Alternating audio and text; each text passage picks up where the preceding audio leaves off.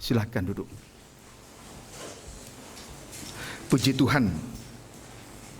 Pertama-tama saya mengucapkan puji syukur kepada Tuhan oleh karena kasih dan kemurahan-Nya, rahmat dan kasih karunia yang dianugerahkan kepada kita sehingga boleh ditarik oleh Tuhan, dihimpunkan untuk mengusahakan ibadah Natal 2000 Natal tahun ini, Natal 2019. Puji Tuhan, biarlah kiranya Tuhan memberkati kita, biarlah kiranya kita naikkan doa dan permohonan supaya keluar firman, supaya terjadi pembukaan firman di sore petang ini. Puji Tuhan, saya juga tidak lupa menyapa anak-anak Tuhan, hamba-hamba Tuhan yang sedang mengikuti pemberitaan firman Tuhan lewat live streaming video internet, YouTube, Facebook, dimanapun Anda berada. Mari kita dengar rendah hati sambut firman yang akan kita terima pada saat sore petang ini. Puji Tuhan. Ya, tema tahun ini, tema Natal tahun ini adalah silsilah lahirnya Yesus Kristus. Silsilah lahirnya Yesus Kristus. Puji Tuhan. Injil Matius 1 ayat 1 sampai dengan ayat yang ke-6. Silakan. Demikian firman Tuhan. Ya. Silsilah Yesus Kristus. Ya. Inilah silsilah Yesus Kristus, Ya. anak Daud, anak Abraham. Ya. Abraham memperanakan Ishak, Ishak memperanakan Yakub, Yakub memperanakan Yehuda dan saudara-saudaranya. Yehuda memperanakan Peres dan Zerah dari Tamar. Peres memperanakan Hezron, Hezron memperanakan Ram, Ram memperanakan Aminadab, Aminadab memperanakan Nahason, Nahason memperanakan Salmon, Salmon memperanakan Boas dari Rahab, Boas memperanakan Obed dari Rut, Obed memperanakan Isai, Isai memperanakan Raja Daud, Daud memperanakan Salomo dari istri Uria. Puji Tuhan.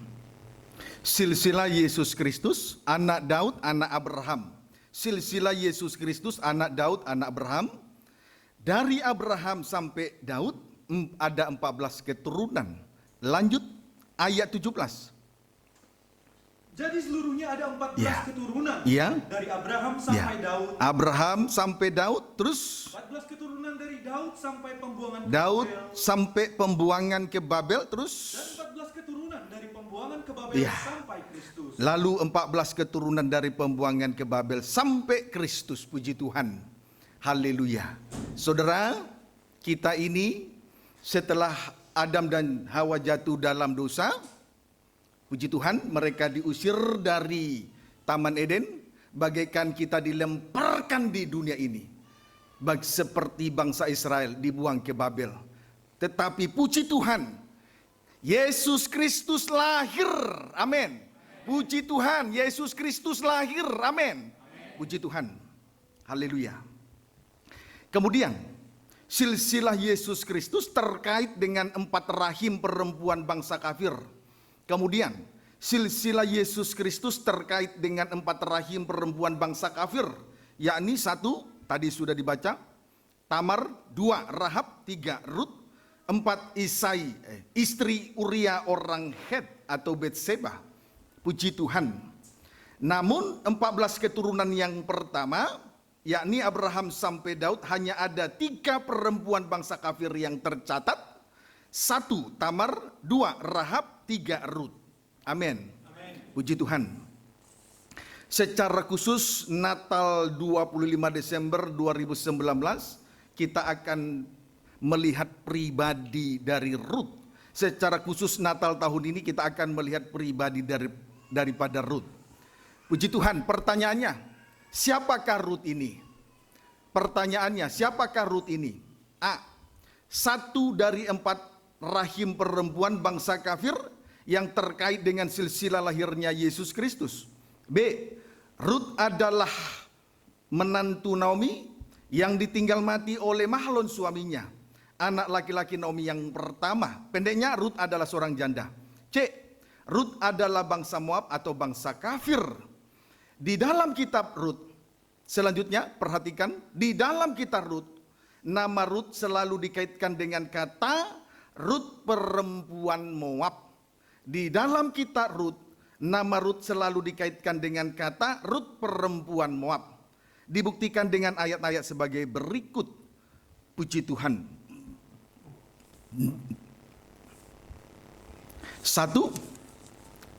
Rut 1 ayat 22. Baca. 1 Rut 1 ayat 22. Cepat. Demikian firman Tuhan. Ya. Demikianlah Naomi pulang bersama-sama dengan Rut Ya. perempuan Moab itu. Ya, Rut perempuan Moab. Rut 2 ayat 2. Maka Rut perempuan Moab itu berkata Ya, kepada Naomi, Rut perempuan Moab itu 3, Rut 2 ayat 6. Bujang yang mengawasi penyabit itu menjawab, Ya. dia adalah seorang perempuan Moab. Perempuan Moab 4, Rut 2 ayat 21. Lalu kata Rut perempuan Moab itu, Ya. lagi pula ia berkata kepadaku, Ya. tetaplah dekat mengerjakan Terima kasih. Rut perempuan Moab itu 5, Rut 4 ayat 5. Demikian firman Tuhan. Ya. Tetapi kata Boas, pada waktu engkau membeli tanah itu dari tangan Naomi, engkau memperoleh Rut juga. Rut juga perempuan Moab. 6, Rut 4 ayat 10. Juga Rut perempuan Moab itu istri Mahlon, aku peroleh menjadi Terima kasih. istriku. Juga Rut perempuan Moab itu, puji Tuhan. Haleluya. Jadi ada 6 kali tulisan Rut perempuan Moab, tadi sudah dibaca. Puji Tuhan sebagai bukti ayat-ayatnya. Sekarang ciri daripada bangsa kafir.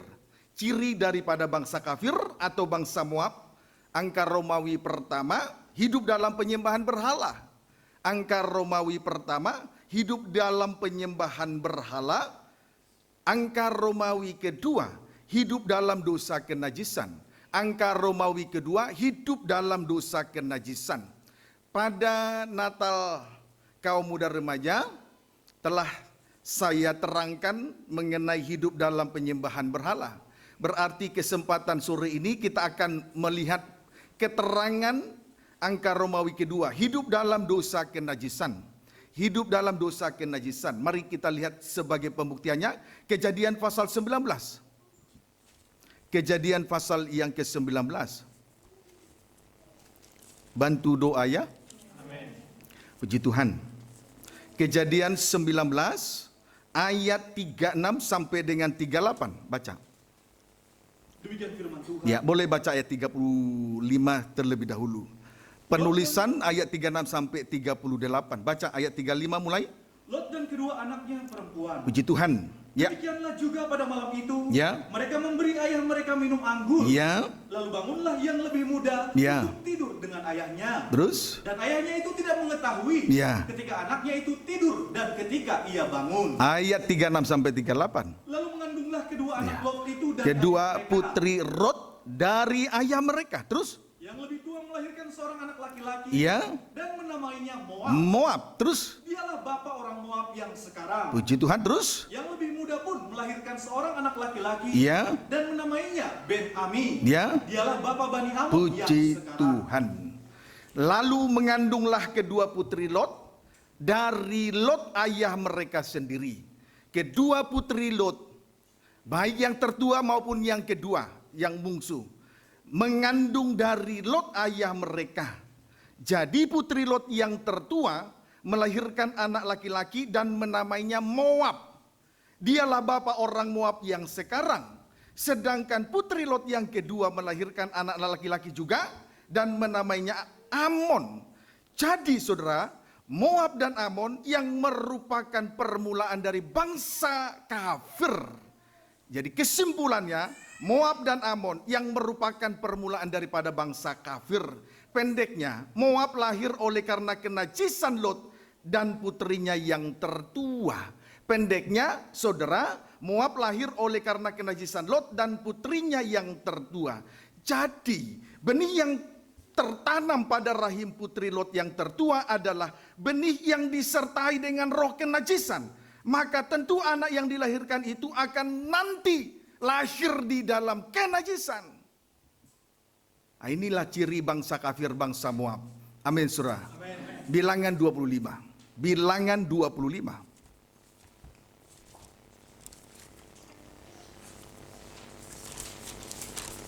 Puji Tuhan, sama-sama kita belajar. Puji Tuhan, saya juga punya catatan, saudara juga punya catatan. Amin. Puji Tuhan. Bilangan 25 ayat 1.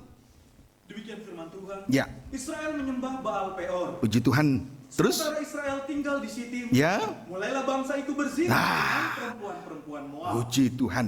Ketika bangsa Israel berkemah di Sitim, mereka berzinah dengan perempuan-perempuan Moab.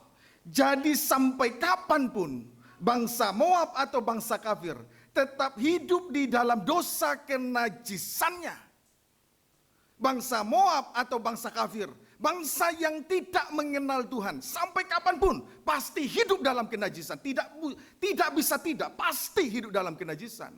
Sedangkan kita di dalam Tuhan saja kadang tersirat sesuatu yang tidak baik di dalam hati dan pikiran. Apalagi bangsa Moab, apalagi bangsa kafir, apalagi bangsa yang di luar Tuhan. Amin, saudara. Matius 8 ayat 20. Injil Matius 8 ayat 20 saja. Demikian firman Tuhan. Ya. Hal mengikut Yesus. Puji Tuhan, hal mengikut Yesus. Puji Tuhan, hal mengikut Yesus.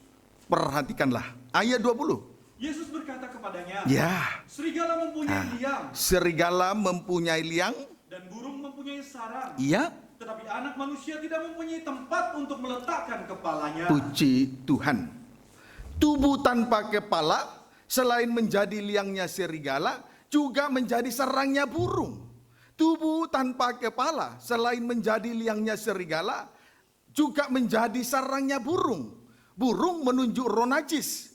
Sedangkan pekerjaan dari roh najis ialah merusak nikah suci. Sedangkan pekerjaan dari roh najis merusak nikah suci. Saudara, perlu untuk diketahui, hubungan kita dengan Tuhan disebut dengan hubungan nikah suci. Hubungan kita dengan Tuhan disebut dengan hubungan nikah yang suci. Jadi jangan dirusak hubungan kita dengan Tuhan. Kalau hubungan nikah ini sudah rusak, diganggu oleh roh najis, maka hubungan kita dengan Tuhan otomatis putus. Kalau hubungan kita putus dengan Tuhan, nikah suci sudah rusak.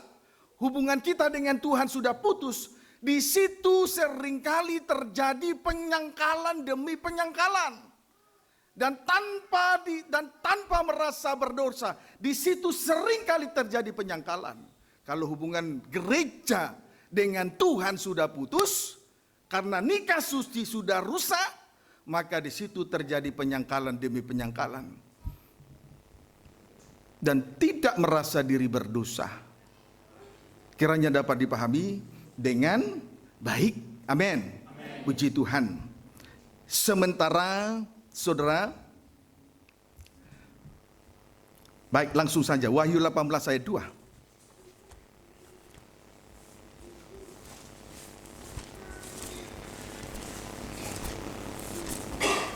Wahyu 18 ayat yang kedua. Baca. Demikian firman Tuhan. Ya. Jatuhnya Babel. Jatuhnya Babel. Baca. Dan ia berseru dengan suara yang kuat. Ya. Katanya, Ya. Sudah rubuh. Sudah rubuh. Sudah rubuh Babel kota besar itu. Ya. Dan ia telah menjadi tempat kediaman roh-roh jahat. Selain tempat kediaman roh jahat, Dan tempat bersembunyi semua roh najis. ya, Dan tempat bersembunyi burung yang najis terus. dan yang dibenci. Puji Tuhan.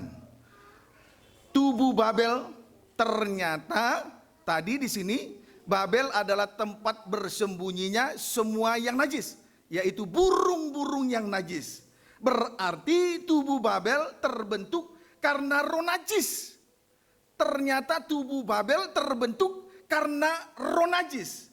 Berarti oleh karena roh najis inilah pembangunan tubuh Kristus terhambat. Itulah nikah suci terputus tadi. Sudah rusak karena roh najis. Puji Tuhan. Amin, saudaraku.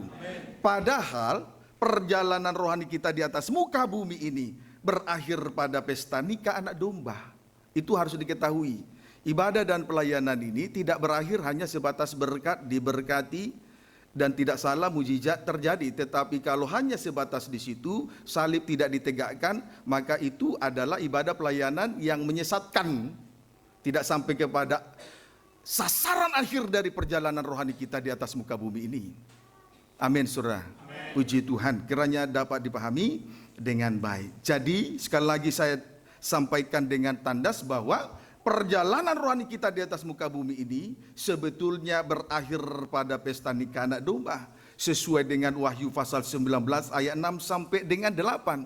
Tetapi kenyataannya pada Wahyu 19 ayat 17-18 ada juga pesta burung-burung. Puji Tuhan, ternyata ada juga pesta burung-burung. Boleh kita baca ya? Boleh kita baca. Wahyu 19. Wahyu 19 ayat 6 sampai 8 itu pesta nikah anak domba. Itulah akhir dari perjalanan rohani kita di atas muka bumi ini. Bukan soal berkat dan mukjizat, bukan. Tapi pesta nikah anak domba. Itu titik akhir perjalanan rohani kita. Itulah firman, ketetapan dari firman yang ditentukan untuk kita terus langkahkan kaki rohani kita ini. Tetapi rupanya ada juga pesta burung-burung. Wahyu 19, boleh baca ayat 17 sampai 18. Demikian firman Tuhan. Tadi Wahyu 19 ayat 6 sampai 8 pesta nikah anak domba. Rupanya ayat 17-18 ada juga pesta burung-burung. Baca. Binatang serta nabinya dikalahkan. Ya. Lalu aku melihat seorang malaikat berdiri di dalam matahari. Ya. Dan ia berseru dengan Ya. suara nyaring Terus? kepada semua burung yang terbang di tengah langit. Ya. Katanya, Katanya. marilah ke sini Ya. dan berkumpullah Ya. untuk turut dalam perjamuan Allah. Dia bilang perjamuan Allah. Persekutuan, ada perjamuan Allah. Puji Tuhan. Haleluya, malam ini kita sedang menikmati perjamuan di dalam kerajaan Allah. Serta perjamuan dengan tubuh dan darah Yesus Kristus. Yesus lahir di palungan. Puji Tuhan. Tetapi apakah sama seperti yang dinyatakan di pada ayat ini? Ayat 18. Supaya kamu makan daging semua raja. Ya, ternyata tidak. Makan daging semua raja. Terus Dan daging semua makan daging semua panglima. dan Terus daging semua pahlawan. ya, Dan daging semua kuda. Terus. Dan daging semua penunggangnya. Ya. Dan daging semua orang. haleluya.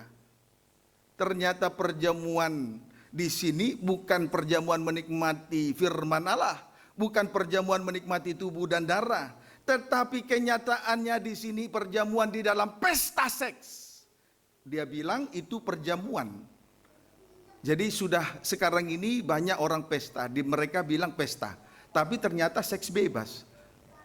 Mereka bilang itu perjamuan, mereka bilang itu pesta, ternyata seks bebas.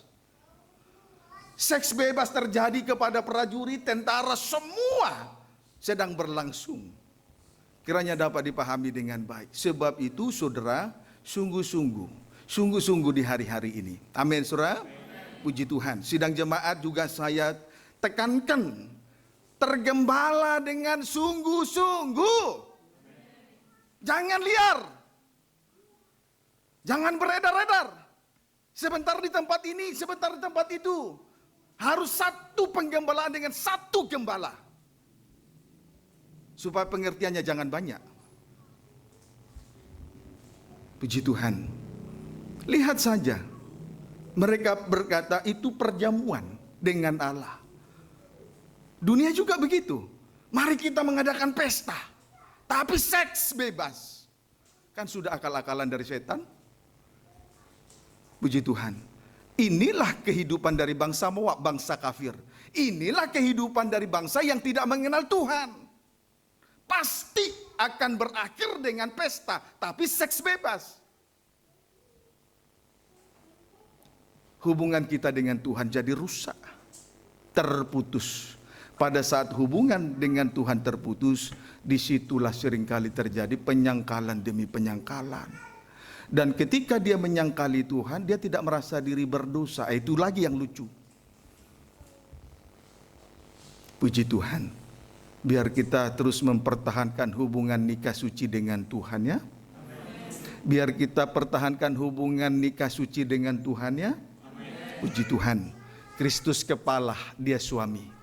Gereja Tuhan adalah tubuhnya. Istrinya mempelai wanitanya. Pertahankan hubungan nikah suci ini. Jangan dirusak dengan pesta burung-burung. Puji Tuhan, memang setan selalu bikin tandingan. Dari awal sampai akhirnya selalu bikin tandingan. Soal kerajaan surga dibuat tandingan. Soal pembukaan firman ada juga air disemburkan dari mulut naga sebesar sungai.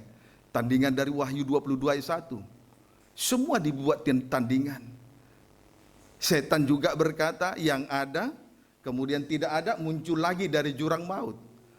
Itu pribadi dari Alfa dan Omega. Yang ada, yang sudah ada, yang akan datang. Lanjut, hidup, mati, hidup.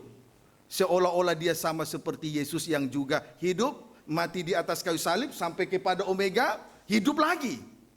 Tetapi itu merupakan akal-akalan dari setan. Kiranya dapat dipahami dengan baik. Amin, saudaraku. Puji Tuhan. Haleluya. Sekarang, apa tujuan perempuan-perempuan Moab berzina dengan bangsa Israel? Apa tujuan perempuan-perempuan Moab berzina? Jadi tadi begitu bangsa Israel berkemah di Sitim, perempuan-perempuan Moab tadi berbuat zina dengan bangsa Israel. Amin. Puji Tuhan. Dengan mudah sekali perempuan-perempuan Moab ini mau menyodorkan dirinya. Karena mengapa? Karena benih yang tertanam di rahim daripada putri tertua Lot itu adalah benih yang disertai dengan roh kenajisan. Maka anak yang dilahirkan tentu pasti hidup dalam kenajisan. Apalagi tidak mengenal Tuhan. Itulah bangsa kafir. Puji Tuhan. Nah, apa tujuan perempuan-perempuan Moab berzina dengan bangsa Israel? Kita kembali membaca Bilangan 22. Bilangan 22 ayat 2 sampai dengan ayat 4. Baca. Bilangan 22 ayat 2 sampai 4. Demikian firman Tuhan. Ya. Balak memanggil Bileam. Cepat. Balak bin Zipor melihat segala yang dilakukan Israel kepada orang Amori. Maka sangat gentarlah orang Moab terhadap bangsa itu. Iya. Karena jumlahnya banyak. Jumlahnya banyak terus. Lalu Moab dan takutlah orang Moab karena orang Israel. Takut, orang Moab takut. Lihat bangsa Israel yang begitu besar, kuat. Terus? Lalu berkatalah orang Moab kepada para tua-tua Midian. Ya, terus? Tentu saja laskar besar itu Ya. akan membabat habis. Membabat habis terus. Segala sesuatu yang di sekeliling kita. Iya, terus? Seperti lembu membabat habis tumbuh-tumbuhan hijau di padang. Iya, terus? Adapun pada waktu itu Balak bin Zipor menjadi raja Moab. Puji Tuhan. Bagi bangsa Moab, bangsa Israel adalah bangsa yang sangat besar dan kuat. Bagi bangsa Moab, bangsa Israel adalah bangsa yang sangat besar dan kuat. Bangsa Israel adalah laskar atau tentara atau pasukan Tuhan yang kuat. Bangsa Israel adalah memang laskar atau tentara atau pasukan Tuhan yang kuat. Tentara Tuhan yang kuat. Kita lihat dulu ayat pendukungnya di dalam Keluaran pasal 7. Keluaran pasal 7. Keluaran pasal yang ke-7 ayat 4. Baca. Demikianlah firman Tuhan. Keluaran 7 ayat yang ke-4. Silakan. Bila mana Firaun tidak mendengarkan kamu, Ya. maka aku akan mendatangkan tanganku kepada Mesir. Jangan terkecoh dengan Firaun dan Mesir. Yang kita lihat di sini hanyalah soal tentara. Terus? Maka aku akan mendatangkan tanganku kepada Mesir. Ya. Dan mengeluarkan Pasukan Tuhan. Terus? umatku. Kemudian orang disebut juga Israel, dengan umatku. Itulah bangsa Israel. Terus? dari tanah Mesir dengan hukuman-hukuman yang berat. Puji Tuhan. Haleluya. Nah, kedudukan dari bangsa Israel di mata Tuhan, satu, sesuai dengan apa yang dibaca tadi. Kedudukan dari bangsa Israel di mata Tuhan, satu, pasukan Tuhan atau tentara Tuhan atau laskar Tuhan yang besar. Dua, disebut juga dengan ini kedudukan yang kedua, umat Tuhan atau milik kepunyaan Allah. Sama dengan imamat rajani, sama dengan bangsa yang kudus, sama dengan bangsa yang terpilih. Itulah kedudukan dari bangsa Israel di mata Tuhan. Amin. Dalam hal ini, bangsa Moab sangat memahami betul kedudukan dari bangsa Israel di mata Tuhan. Mereka tahu kedudukan bangsa Israel sebagai tentara, sebagai pasukan, sebagai laskar Tuhan yang kuat, termasuk sebagai umat milik kepunyaan Allah. Itulah bangsa yang kudus, imamat rajani, bangsa yang terpilih. Puji Tuhan. suatu kedudukan yang sangat tinggi dan istimewa. Yang melayani Tuhan, kedudukannya adalah kedudukan yang sangat tinggi dan istimewa. Imam-imam, menjadi imam-imam itu merupakan kedudukan yang sangat tinggi dan istimewa. Jangan main-main dalam melayani Tuhan. Kesempatan hanya satu kali. Ya, amin saudaraku. Semua ada waktunya. Kalau dahulu saya selalu topang, ayo terus-terus. Ada yang seperti manja-manja, sekarang tidak boleh lagi. Memang tidak layak turun. Seharusnya ada 5 orang, tinggal 3 orang. Tidak layak turun langsung. Dalam hal itu saya tidak takut. Puji Tuhan, Tuhan yang pelihara kita semua. Amin, saudara. Kalau kita sungguh-sungguh dalam tabisan yang benar. Puji Tuhan. Haleluya. Nah, jadi saya sampaikan dengan tandas dalam hal ini bangsa Moab sangat memahami betul kedudukan dari bangsa Israel di mata Tuhan. Ayat 5 sampai 6. Dan orang Mesir itu akan mengetahui bahwa akulah Tuhan. Tidak. Kita kembali membaca bilangan tadi. Bilangan 22 tadi, ayat 5 sampai dengan ayat 6. Baca. Demikian firman Tuhan. Ya. Raja ini mengirim utusan kepada Bileam bin Beor. Nah, setelah mengetahui kedudukan bangsa Israel sebagai tentara pasukan Tuhan yang kuat, sebagai milik kepunyaan Allah, imam rajani, bangsa yang terpilih, bangsa yang kudus, itulah orang-orang yang melayani, suatu kedudukan yang sangat tinggi dan istimewa menurut Wahyu pasal yang ke-9 ayat yang ke-10. Puji Tuhan, Wahyu 5 ayat 9 sampai 10. Bangsa Moab tahu. Sebab itu ayat 5 sampai 6 ulangi. Raja ini mengirim utusan kepada Bileam. Nah, Balak mengirim utusan kepada Bileam, nabi Tuhan, terus ke Petor yang di tepi sungai Efrat. Di tepi sungai Efrat, terus ke negeri teman-teman sebangsanya. Ya, terus untuk memanggil dia ya. dengan pesan. Apa pesannya? Terus ketahuilah, ya.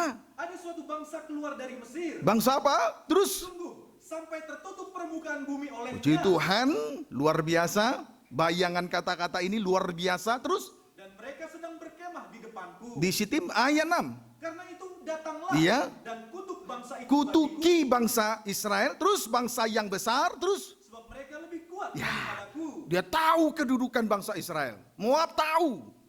Terus Mungkin aku sanggup mengalahkannya Ya. dan menghalaunya dari negeri ini. kalau engkau mengutuki, terus Sebab aku tahu Ya. siapa yang kau berkati, Ya. dia beroleh berkat. Ya. Dan siapa yang kau kutuk, dia kena kutuk. puji Tuhan. Oleh sebab itu, karena Moab, Balak raja Moab menyadari betul kedudukan bangsa Israel di mata Tuhan.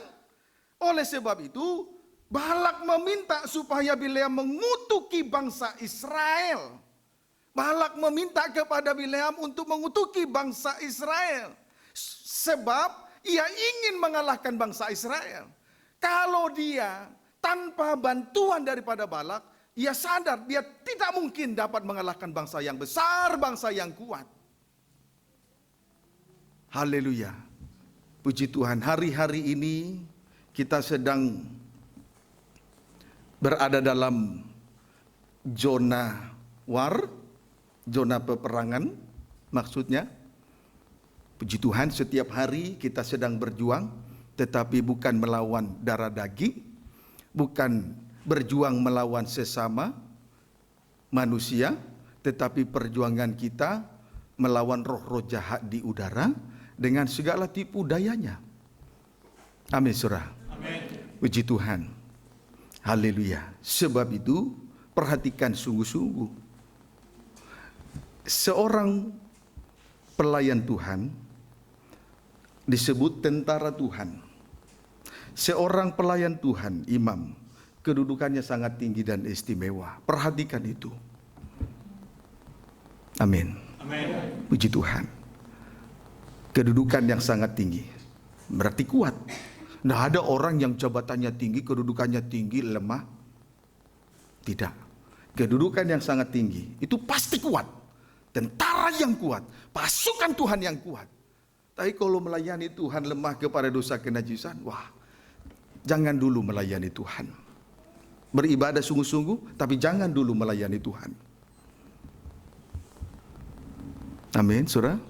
Ingat itu ya, saya sudah sampaikan. Perhatikan para imam. Puji Tuhan. Haleluya. Baik. Kita lihat Balak minta petunjuk.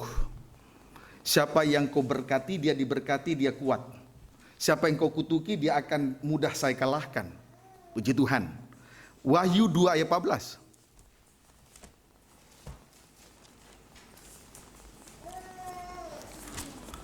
Wahyu 2 ayat 14. Puji Tuhan.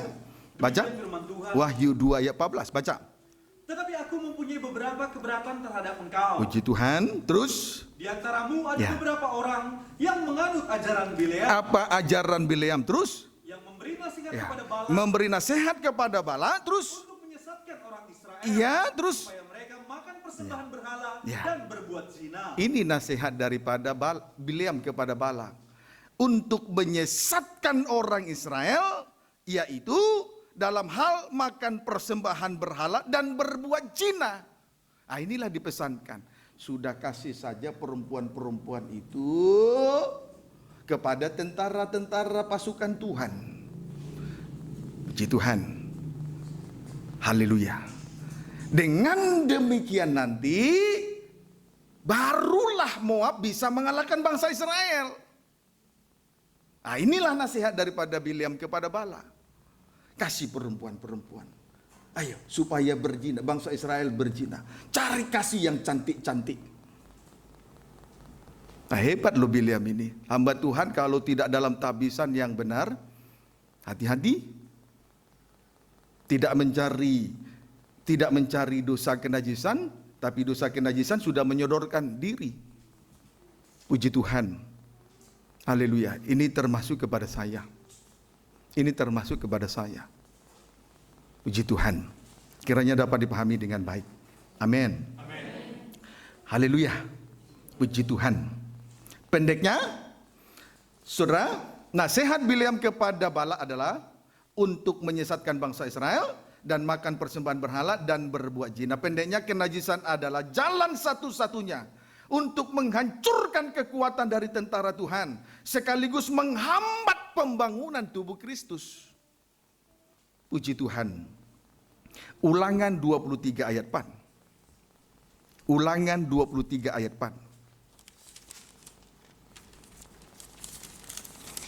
Ulangan 23 ayat 4. Silakan. Demikian firman Tuhan. Ya. Orang yang tidak boleh masuk jemaah Tuhan. Puji Tuhan. Orang yang tidak boleh masuk jemaat Tuhan itu perikop judul utamanya.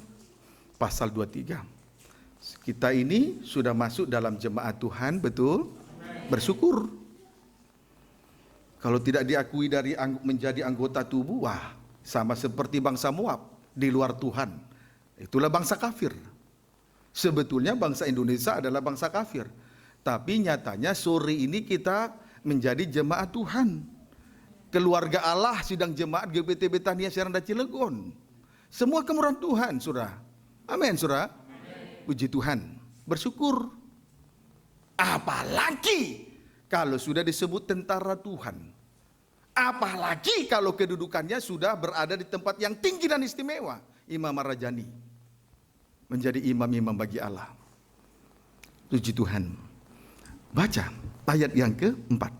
Karena mereka tidak menyongsong kamu dengan roti dan air. Ya, bangsa Moab tidak menyongsong bangsa Israel dengan roti dan air. Terus? Pada waktu perjalananmu keluar dari Mesir. Terus? Dan karena mereka mengupah Bileam Justru Balak mengupah Bileam bin Beor. Terus? dari Petor Ya. utara Mesopotamia Ya. melawan engkau Ya. supaya dikutukinya Puji engkau. Tuhan. Bangsa Moab tidak menyongsong bangsa Israel dengan roti dan air. Mereka tidak menyongsong bangsa pasukan Tuhan dan Imam Ar-Rajani dengan roti dan air. Berarti membiarkan bangsa Israel dalam keadaan lapar dan haus. Kalau sudah lapar dan haus berarti tidak berdaya. Itu yang ditunggu-tunggu. Sidang jemaat jangan menanti kelemahan orang lain. Jangan menunggu kekurangan orang lain. Kalau ada borok, jangan jadi anjing yang menjilat datang. Amin, saudara. Jangan seperti bangsa Moab, bangsa kafir, menunggu-nunggu kelemahan. Tidak mau kasih roti, tidak mau kasih air. Tidak makan, tidak minum, lapar. Tidak berdaya, itu yang ditunggu. Ditambah lagi nasihat daripada Bileam. Setali 3 uang. Puji Tuhan. Kiranya dapat dipahami dengan baik. Saudara, dalam keadaan tidak berdaya, Balak mengupah Bileam untuk mengutuki bangsa Israel. Inilah kesempatan yang digunakan. Puji Tuhan. Ini bangsa kafir loh, saudara. Jadi kehidupan bangsa Israel, kehidupan dari bangsa kafir, bangsa yang di luar Tuhan itu sangat tragis, ironis. Seperti ini terus yang dikerjakan oleh bangsa di luar Tuhan. Hidupnya ya seperti ini. Menanti kelemahan orang lain. Tidak berdoa untuk kelemahan orang lain. Puji Tuhan, kiranya dapat dipahami dengan baik. Bilangan 22. Ayat 5, setuju ya? Berdoa untuk kelemahan orang lain ya? Berdoa untuk kelemahan orang lain ya? Puji Tuhan. Jangan nantikan kelemahan orang lain. Ingat, pekerjaan ini besar. Pekerjaan ini besar. Tuhan sudah taruh di hati kita masing-masing. Pengajaran pembangunan tubuh Kristus. Tabernakel. Jangan main-main lagi. Jangan ikuti jejak yang tidak baik. Amin, saudara. Tuhan mau datang. Tuhan mau datang. Tuhan mau datang. Tidak percaya? Tuhan mau datang. Coba bayangkan teror ular di mana-mana. Belum pernah, sejak saya lahir belum pernah terjadi. Ular dari dulu sudah ada. Tapi teror di mana-mana, ular korban tidak pernah terjadi. Dulu tsunami tidak pernah ada, ini berkali-kali. Gunung meletus berkali-kali. Longsor di mana-mana, banjir di mana-mana, angin puting beliung. Sekarang hujan es di mana-mana. Setahu saya dulu hanya ada di luar, sekarang sudah di dalam negeri. Sedikit perlahan-lahan firman Allah tergenapi. Itu jangan terlena di bumi ya. Mengapa? Karena kita berasal dari sangkali. Kita dibentuk dari seonggok tanah liat oleh penjunan. Kita berasal dari Tuhan. Karena Adam dan Hawa berdosa, diusir dari Taman Eden. Bagaikan kita dilemparkan di bumi ini. Tapi sekalipun kita ada di bumi ini, jangan terlena. Dengan pekerjaan, dengan cari bisnis, usaha, dengan pendidikan yang tinggi, boleh. Tapi jangan terlena.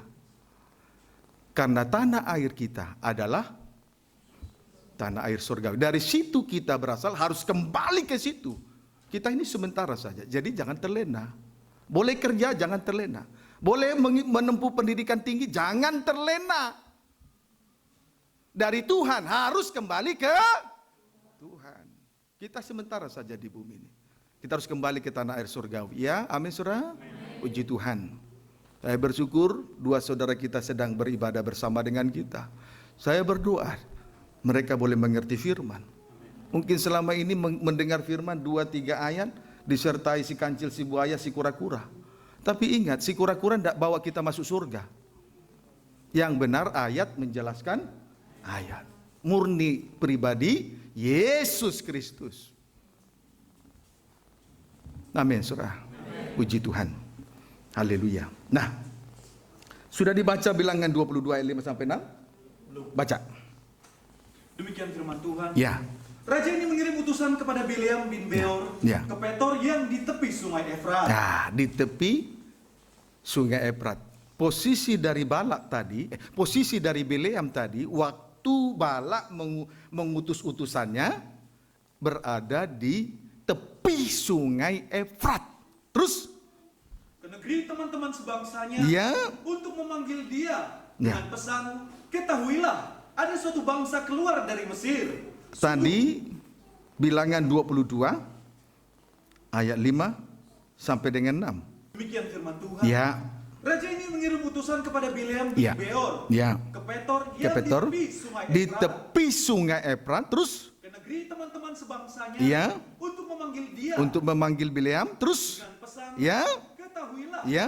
ada suatu bangsa keluar dari Mesir. ya, Sungguh sampai tertutup permukaan bumi olehnya, Ya. dan mereka sedang berkemah di depanku. terus Karena itu datanglah dan kutuk bangsa itu bagiku, Ya.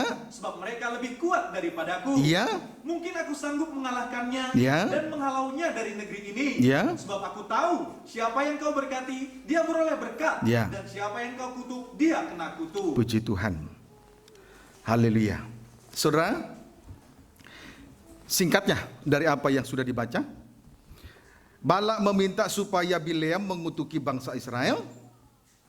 Puji Tuhan, karena Balak menyadari siapa yang diberkati oleh Bileam, maka diberkati oleh Tuhan. Siapa yang dikutuki oleh Nabi Bileam, maka ia akan terkutuk. Puji Tuhan. Tetapi ketika Balak mengutus utusannya kepada Bileam, posisi Bileam tepat berada di tepi sungai Efrat. Tentu itu bukan suatu kebetulan. Di tepi sungai Efrat, sungai yang besar. Puji Tuhan. Wahyu 16. Wahyu 16. Kita semua rindu masuk surga? Amin. Ya Tuhan.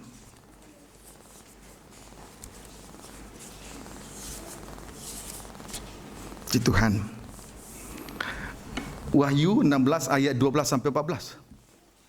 Demikian firman Tuhan. Ya. Ketujuh malapetaka. Ya, ini ketujuh malapetaka. Ini malapetaka yang terakhir dari Allah Trinitas. Jadi ini 3 kali 7. Puji Tuhan. 7 yang pertama hukuman dari 7 malaikat. 7 meterai. Kemudian penghukuman dari 2 kali 7 yang kedua. 7 kali yang kedua. Itulah penghukuman dari 7 sangkakala. Kemudian penghukuman dari Allah Trinitas. Yang ketiga 7 kali. Yang ketiga 7 kali, itulah 7 cawan murka Allah atau 7 bokor. Puji Tuhan. Kita lihat Wahyu 16 ayat 12 sampai 14, baca. Demikianlah firman Tuhan. Ya. Dan malaikat yang keenam menumpahkan cawannya Cawan murka Allah yang keenam ditumpahkan terus ke atas sungai yang besar. kenapa ke atas sungai yang besar? Apa sungai yang besar ini? Kenapa harus ditumpahkan ke situ? Terus Sungai besar. kenapa? Terus Lalu keringlah airnya. terus Supaya siaplah jalan bagi raja-raja yang datang dari sebelah ya Tuhan, Imam Rajani, perhatikan Imam Rajani, kedudukanmu sangat tinggi istimewa. Amin. Imam Rajani, pelayan Tuhan, kedudukanmu sangat tinggi istimewa. Ayat yang ke-13. Dan aku melihat dari mulut naga Ya. dan dari mulut binatang Ya. dan dari mulut nabi palsu itu Mulut naga, mulut antikris, mulut nabi palsu, terus keluar 3 roh najis. keluar 3 roh najis yang menyerupai kata. Terus Itulah roh-roh setan yang mengadakan perbuatan-perbuatan ajaib. ajaib, ada perbuatan ajaib, ada mukjizat, bicara berkat-berkat, salib tidak ditegakkan, ajaran setan. Biar terjadi mukjizat berjuta-juta kali depan mata. Salib tidak ditegakkan di tengah ibadah pelayanan, ajaran setan. Maka ibadah pelayan kita di atas muka bumi tidak berakhir pada berkat, tidak berakhir pada mukjizat. Akhirnya ending perjalanan rohani kita pesta nikah loh surah, pesta nikah anak domba loh surah. Maka jangan singkirkan pengajaran mempelai dan pengajaran tabernakel. Satu-satunya jalan untuk membawa kita menjadi mempelai Tuhan. Tanpa cacat, tanpa celah, sempurna. Ini yang kita terus pertahankan ya. Amin saudara. Puji Tuhan. Gereja di hari-hari ini disesatkan oleh setan-setan. Pelayanan mereka hanya sebatas berkat. Ironis sekali. Pelayanan mereka hanya sebatas mujizat. Setan bisa bikin mujizat. Yang sakit sembuh, yang lumpuh berjalan. Kenapa tidak?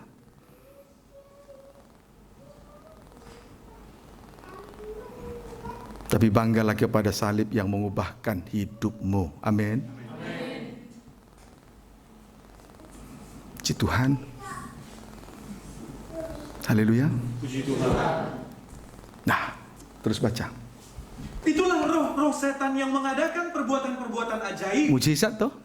Bisa. Terus? Dan mereka pergi mendapatkan raja-raja di seluruh dunia. Iya. Untuk mengumpulkan mereka guna peperangan pada hari besar, yaitu hari Allah yang Maha Kuasa. Puji Tuhan.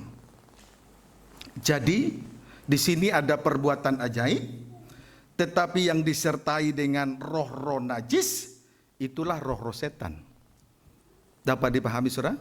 Di sini ada roh-roh, ada perbuatan ajaib, tapi disertai dengan roh-roh najis, itulah roh-roh setan.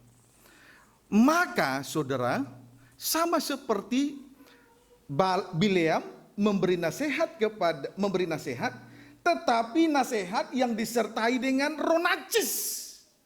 Perbuatan ajaib, tapi disertai dengan roh-roh najis, roh-roh setan.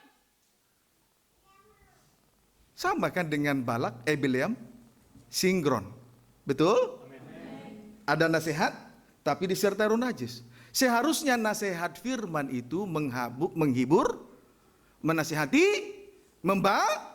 membangun. Puji Tuhan.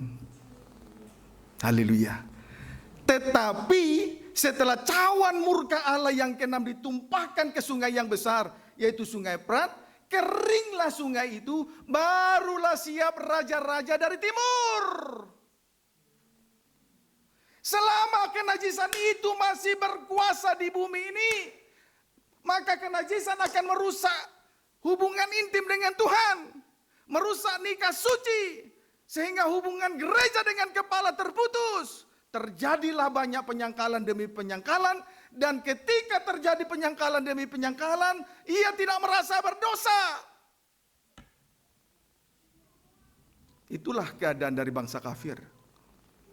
Lihat, raja-raja dari timur. Tabernakel. 3 dimensi, cepat. 3 dimensi. Ini timur. Nanti raja-raja siaplah jalan mereka dari timur sampai ke barat. Terlaksanalah pembangunan tubuh Kristus sempurna, mempelai Tuhan. Amin. Puji Tuhan. Tapi selama kenajisan itu masih ada menguasai gereja, rusak hubungan gereja dengan Tuhan. Nikah suci rusak, hubungan terputus, banyak terjadi penyangkalan, banyak terjadi ratap tangis. Air mata tidak bisa lagi dibendung. Puji Tuhan. Tapi seringkali gereja tidak menyadari ini. Dapat dipahami, saudara? Puji Tuhan. Haleluya. Nah, jadi saudara, dari timur akan lanjut ke sebelah barat. Itu jelas, itu berbicara tentang pembangunan tubuh. Puji Tuhan. Haleluya. Kiranya dapat dipahami dengan baik. Nah, saudara, kita lanjut kembali baca. Ulangan 23. Ulangan 23 ayat 3 sampai dengan ayat 6.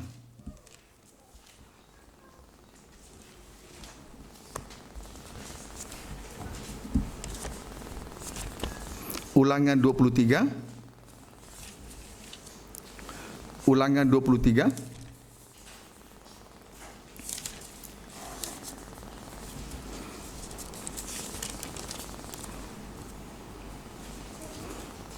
ayat 3 sampai 6, baca. Demikian firman Tuhan. Ya. Seorang Amon atas Boleh seorang Moab. baca dulu perikopnya. Orang yang tidak boleh masuk jemaah Tuhan. Puji Tuhan, kita semua dihimpunkan oleh Tuhan menjadi jemaat Tuhan. Amin. Kemurahan Tuhan. Kemurahan Tuhan bagi bangsa kafir. Puji Tuhan. Haleluya.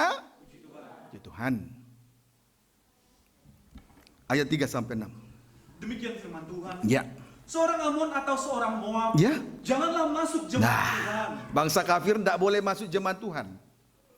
Bangsa kafir, permulaan bangsa kafir, Moab, Amon tidak boleh masuk jemaat Tuhan. Tidak boleh menjadi bilangan Tuhan. Tidak boleh menjadi anggota tubuh Kristus. Kita juga sebetulnya bangsa kafir, bukan bangsa Israel. Kita ini bangsa Indonesia. Terus, Bahkan keturunannya yang ke-10 Iya. tidak boleh masuk jemaat Tuhan. tidak boleh masuk jemaat Tuhan. Sampai selama-lamanya. Bahkan sampai selama-lamanya loh saudara. Bahkan sampai selama-lamanya loh saudara. Terus, Karena mereka tidak menyongsong kamu Iya. dengan roti dan air. mengapa? Karena membiarkan bangsa Israel dalam kelemahan. Dan itu adalah situasi itu dimanfaatkan untuk mengutuki mereka. Terus, Pada waktu perjalananmu keluar dari Mesir. terus, Dan karena mereka mengupah Bileam bin Beor Terus? dari Petor di Aram, Ya. Mesopotamia Ya. melawan engkau, Ya. supaya dikutukinya engkau. terus. Tetapi Tuhan Allahmu tidak mau mendengarkan Bileam, Ia tidak mau mendengarkan kutukan Bileam. Terus, dan Tuhan Allahmu telah mengubah kutuk itu menjadi amin berkat saudaraku. bagimu. Tuhan mengubah kutuk jadi berkat di atas kayu salib. Amin. Itu kalau kita kan itu tanda bahwa kita sudah menjadi jemaat Tuhan. Tetapi bangsa kafir tidak boleh menjadi jemaat Tuhan. Terus, Karena Tuhan Allahmu mengasihi engkau, ya mengasihi bangsa Israel. Terus, selama engkau hidup, janganlah engkau mengikhtiarkan Ya. kesejahteraan dan kebahagiaan mereka sampai selama-lamanya. puji Tuhan. Bangsa Israel tidak boleh mengikhtiar kesejahteraan bangsa kafir. Puji Tuhan. Perhatikan baik-baik. Intinya, saudara, intinya dari apa yang sudah kita baca ini, dalam Taurat Tuhan telah ditetapkan oleh Tuhan bahwa orang Amon atau orang Moab dilarang masuk jemaat Tuhan sampai keturunan yang ke-10 sampai selama-lamanya. Puji Tuhan, bangsa kafir dilarang untuk masuk jemaat Tuhan sampai keturunan yang ke-10 bahkan sampai selama-lamanya. Berarti bangsa kafir tidak layak menjadi jemaat Tuhan. Tapi kok kita ada ya di tengah-tengah perhimpunan ibadah untuk mengusahakan memelihara Natal 2019. Padahal kita bangsa kafir toh. Kita ini bangsa kafir bukan? Puji Tuhan. Haleluya. Tidak seberapa yang hadir. Yang hadir bersyukur. Amin saudara. Puji Tuhan, bersyukur. Bangsa kafir berada di tengah-tengah jemaat Tuhan. Haleluya. Menurut hukum Taurat Tuhan, bangsa kafir tidak boleh menjadi jemaat Tuhan sampai keturunan yang ke-10 bahkan selama-lamanya bila perlu. Puji Tuhan, itu Taurat. Puji Tuhan. Nah, sekarang Efesus 2.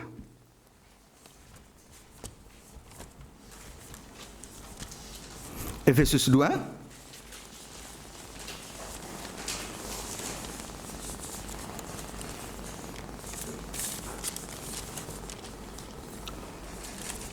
ayat 11 sampai dengan ayat 12. Efesus 2 ayat 11 sampai dengan ayat 12. Baca. Demikian firman Tuhan. Ya, Dipersatukan di dalam Kristus. puji Tuhan. Ayat 11. Karena itu ingatlah Ya, bahwa dahulu kamu dahulu di luar Tuhan, bangsa kafir. Bayangan bangsa Moab, terus? sebagai orang-orang bukan Yahudi, Iya. menurut daging, Iya, bangsa kafir, terus? yang disebut orang-orang tak bersunat, Iya. Terus? oleh mereka yang menamakan dirinya sunat, Iya, itulah. Ya, terus? yaitu sunat lahiriah yang dikerjakan oleh tangan manusia. 12. Bahwa waktu itu kamu tanpa Kristus, Tanpa Kristus tidak termasuk keluarga Israel, tidak termasuk keluarga Israel, dan tidak mendapat bagian dalam ketentuan tidak yang mendapat dijanjikan, bagian dalam ketentuan yang dijanjikan, terus? tanpa pengharapan, Tanpa pengharapan, dan tanpa Allah dalam dunia. Puji Tuhan. Bangsa kafir disebut juga dengan bangsa yang tak bersunat. Ayat yang ke-11. Disebut juga bangsa yang tidak bersunat, berarti hidup di dalam hawa nafsu daging. belum terjadi penanggalan akan tubuh yang berdosa. Berarti hidup dalam hawa nafsu daging. Amin. Kemudian kedudukan dari bangsa kafir. Kemudian kedudukan pada bangsa kafir. 1. Tanpa Kristus. 2. Tidak termasuk kewargaan Israel. 3. Tidak mendapat bagian dalam ketentuan-ketentuan yang dijanjikan. 4. Tanpa pengharapan. 5. Tanpa Allah di dunia ini. Itulah kedudukan dari bangsa kafir. Puji Tuhan. Jelas tidak masuk dalam jemaah Tuhan. Dapat dipahami saudara? Puji Tuhan. Haleluya. Itulah di luar jemaah Tuhan. Penuh dengan hawa nafsu daging. Yang terakhir tadi, tanpa Allah di dalam dunia. Itu kedudukan bangsa kafir. Bayangan Moab. Mazmur 10.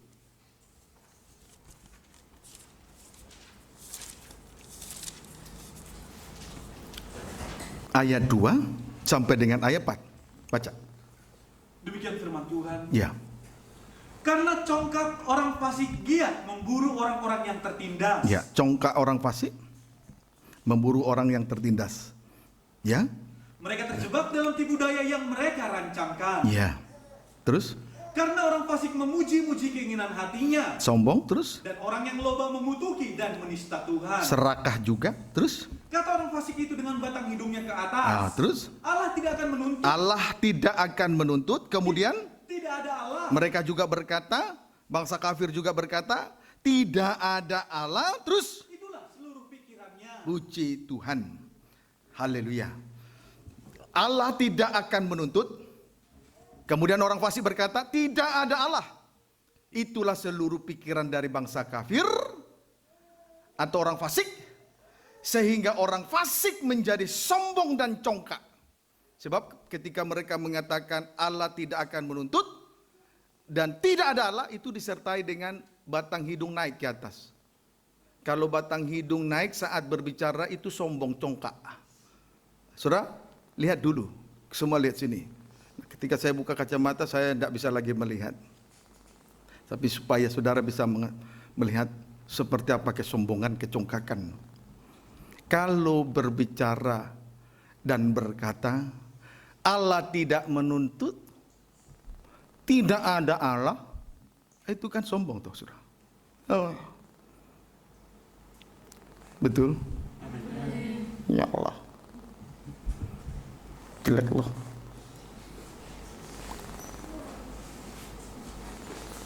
Sombong, congkak. Tetap rendah hati ya. Apalagi sudah kenal pengajaran mempelai, rendah hati itu yang dicari kepala, Kristus kepala. Dia tidak mau cari binatang. Amin saudara. Adam cari pasangan yang pertama dari binatang, tidak ditemukan. Akhirnya dioperasi. Yesus mati di kayu salib, dibangunkanlah, terwujudnya pembangunan tubuh. Itu yang dicari penopang. Lagi-lagi, sungguh-sungguh dalam Tuhan, pemuda, banyak berdiam, tidur saja. Nanti ada operasi besar-besaran. Tuhan kasih nanti penopang yang baik ya.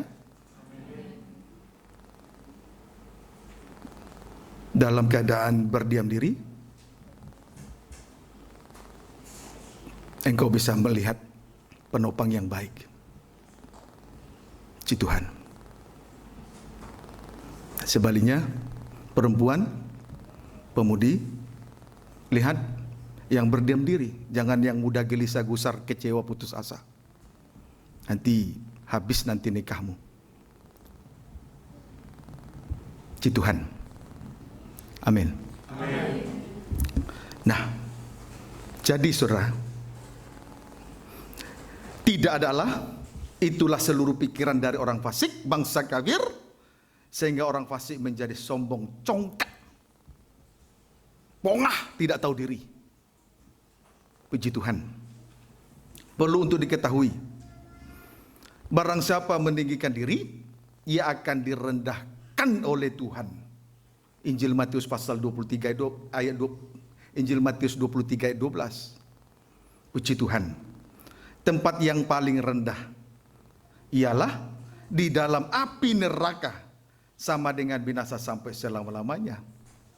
Jadi itulah tempat bangsa kafir karena kesombongan mereka. Amin, saudaraku.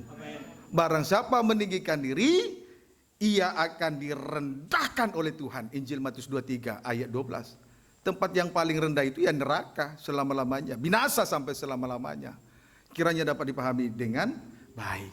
Itulah akhir dari perjalanan bangsa kafir, binasa. Berada di tempat yang paling rendah, binasa di dalam api neraka selama-lamanya, binasa. Nah, sekarang tentu kita tidak akan binasa. Kesempatan sore petang ini kita manfaatkan. Kita ini harus menyadari bahwa kita memang bangsa kafir yang dahulu jauh dari Tuhan. Tidak ada pengharapan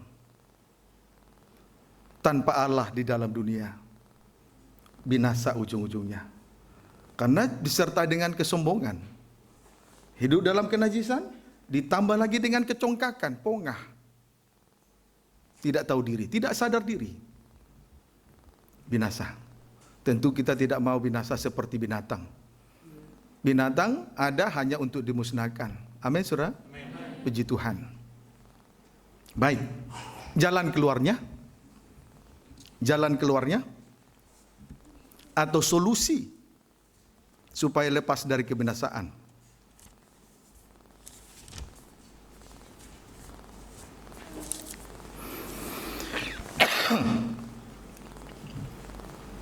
Jalan keluar atau solusi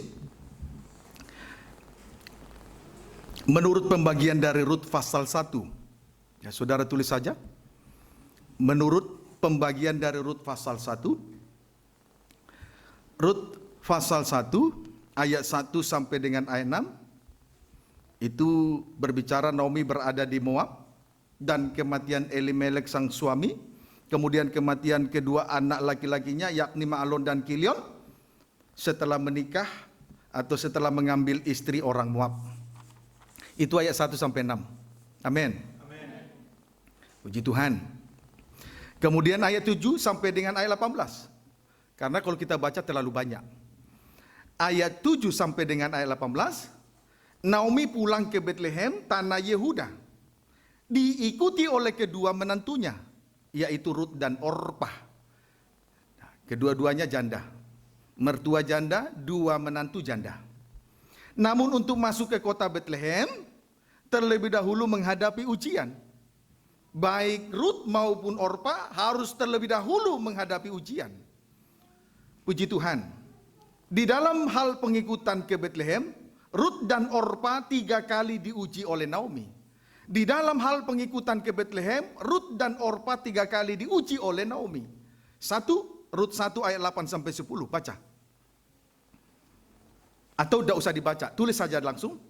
Di dalam hal pengikutan ke Bethlehem, Rut dan Orpah 3 kali diuji oleh Naomi. 1, Rut 1 ayat 8 sampai 10. 2, Rut 1 ayat 11. 3, Rut 1 ayat 12 sampai 14. Puji Tuhan. Kita lihat 3 keterangan, 3 hal di atas. Keterangan 1, Rut 1 ayat 8 sampai 10, baca. Ini ujian yang pertama. Keterangan ujian yang pertama, Rut 1 ayat 8 sampai 10. Demikian firman Tuhan. Iya. Berkatalah Naomi kepada kedua menantu. Tadi ayat 1 sampai 6, Naomi ada di Moab dan kematian sang suami dan kedua puteranya, Malon Kilion. Lalu ayat 7 sampai 18, dia mendengar tanah Israel sudah diberkati Tuhan. Dia berkemas pulang, diikuti 2 menantu, Orpah dan Rut. Amin, saudaraku. Tetapi untuk memasuki Bethlehem, Rut dan Orpah harus menghadapi ujian. Puji Tuhan. Setiap anak Tuhan tentu pasti mengalami ujian. Tidak ada orang yang tidak menghadapi ujian, apalagi orang yang mau hidup beribadah di dalam Kristus Yesus. Pasti menderita. Demikian juga untuk memasuki Bethlehem harus menghadapi 3 ujian. Ujian yang pertama, Rut 1 ayat 8 sampai 10. Demikian firman Tuhan. Ya. Berkatalah Naomi kepada kedua menantunya itu. Terus? Pergilah. Nah, terus Pulanglah pulanglah masing-masing, terus. rumah ibunya. Nah, disuruh pulang, ayo pulang aja. Terus? Tuhan kiranya menunjukkan kasihnya kepadamu. Ya. Seperti yang kamu tunjukkan kepada orang-orang yang telah mati itu dan kepadaku. Terus? Kiranya karunia Tuhan, kamu mendapat tempat perlindungan masing-masing di rumah suaminya. Ya, terus? Lalu diciumnyalah mereka, tetapi mereka menangis dengan suara keras. Ya. Dan berkata kepadanya, tidak, kami ikut dengan engkau pulang kepada bangsamu. Puji Tuhan. Naomi berkata kepada Rut dan Orpa, kedua menantunya, pergilah, pulanglah masing-masing ke rumah ibunya. Alasan menyuruh pulang, Naomi menyinggung tempat perlindungan masing-masing di rumah suaminya. Nah, Naomi menyinggung tempat perlindungan masing-masing di rumah suaminya. Tetapi saya mau kasih tahu kepada saudara, perhatikan, perlindungan yang aman hanya di dalam Kristus Yesus. Dialah suami kita kelak. Kita akan mempelai Tuhan akan bersanding dengan mempelai pria surga. Perlindungan yang aman. Puji Tuhan. Siapa nanti yang mendengar pernyataan ini? Siapa yang mendengar pernyataan ini? Walaupun memang Naomi memberi alasan ini. Puji Tuhan. Tetapi Rut dan Orpa bersikeras untuk ikut Naomi. Ya, sudah bagus. Poin pertama ini sudah bagus sebetulnya. Artinya kalau mereka bersikeras untuk ikut Naomi, berarti menyadari betul bahwa Kristus Yesus Tuhan, dialah kepala gereja mempelai pria surga, perlindungan yang aman dan kuat. Dialah batu karang, korban Kristus. Amin, saudara. Puji Tuhan. Ujian yang kedua, Rut 1 ayat 11. Demikian firman Tuhan. Ya. Tetapi Naomi berkata, Ya. pulanglah anak-anakku. Untuk yang kedua kali dia berkata kepada kedua menantunya, Rut, Orpa, pulanglah anak-anakku. Terus? Mengapakah kamu turut dengan aku? Ya. Bukankah tidak akan ada lagi anak laki-laki yang kulahirkan untuk dijadikan suamimu nanti? Puji Tuhan. Naomi berkata kepada Rut dan Orpa, pulanglah. Pulanglah. Puji Tuhan. Alasan menyuruh pulang karena Naomi tidak akan melahirkan anak laki-laki untuk dijadikan suami mereka berdua.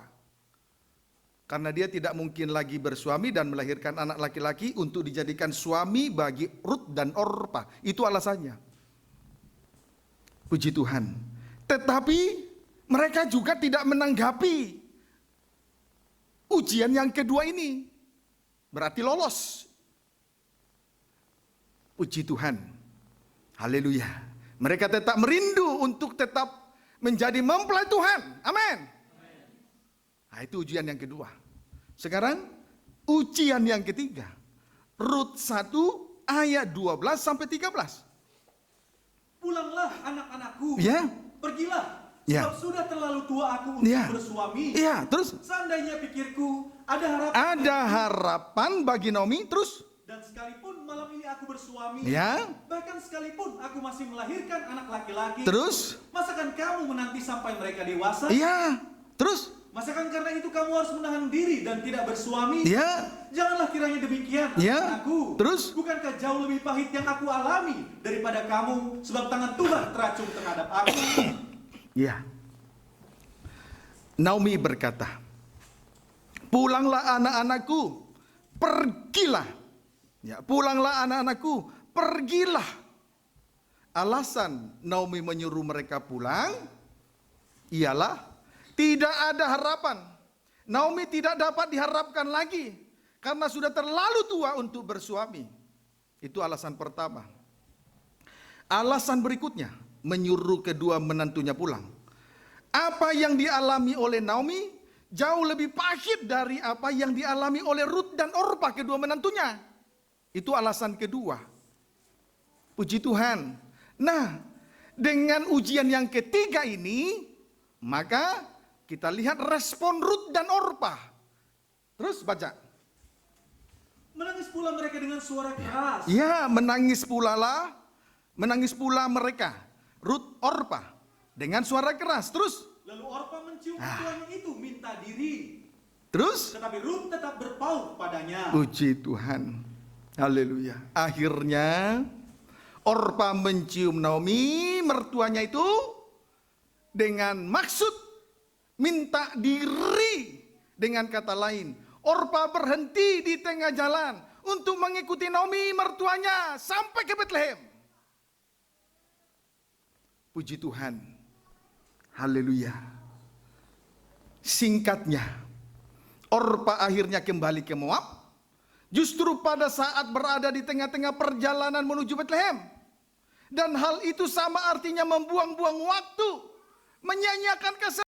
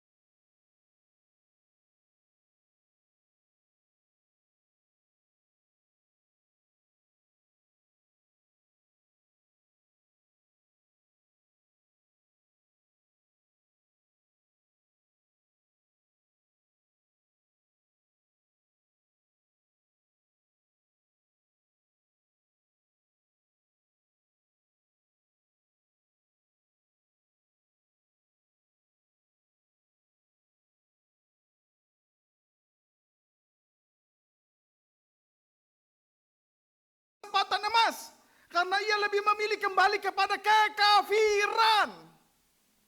Kalau ikut Tuhan sungguh-sungguh. Jangan berhenti di tengah jalan. Jangan buang-buang waktumu. Jangan sia-siakan waktumu. Timo, siapapun kita, jangan buang-buang berkatmu. Dari Tuhan kembali ke Tuhan.